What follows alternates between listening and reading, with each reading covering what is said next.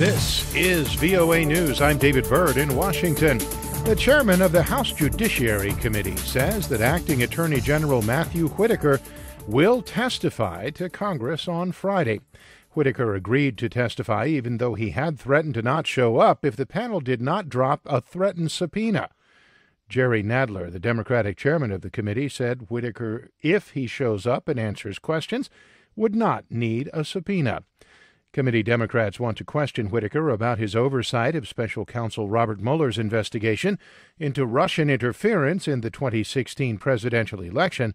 They also want him to answer questions about his communications with the White House about Mueller's probe. Meanwhile, the chairman of the House Intelligence Committee, California Democrat Adam Schiff, is brushing off criticism from President Trump for hiring a former National Security Council staffer to work on a new investigation of Trump's finances and foreign connections. The president tweeted Thursday that Schiff and Democrats were going nuts with investigations and wrote, without elaborating, that they were even stealing people from the White House. Schiff said that hiring former administration personnel is a common practice, and if the president is worried about that, he should try, quote, being a better employer.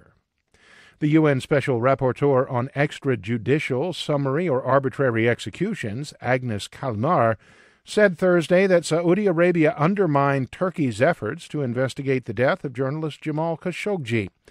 Khashoggi, a Washington Post columnist and frequent critic of Saudi Crown Prince Mohammed bin Salman, was killed inside the Saudi consulate in Istanbul on October 2nd. For more, visit our website, voanews.com. This is VOA News. The world's richest man, Amazon CEO Jeff Bezos, said Thursday that he was the target of extortion and blackmail by the publisher of the National Enquirer.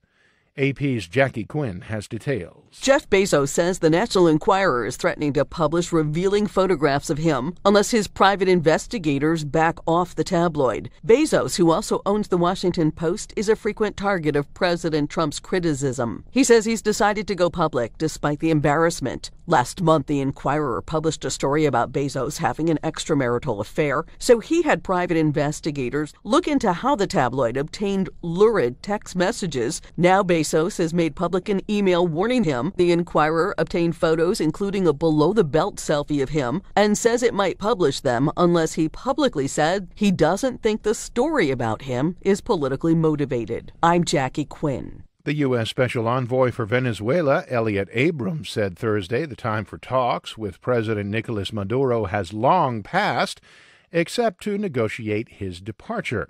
Abrams told reporters at the State Department that instead of trying to accommodate Maduro, the world community should work to get him to leave office. Instead of trying to accommodate Maduro through contact groups or dialogue, we urge countries to recognize Juan Guaido as interim president and join us in responding to his call for immediate international humanitarian assistance to meet the needs of the Venezuelan people.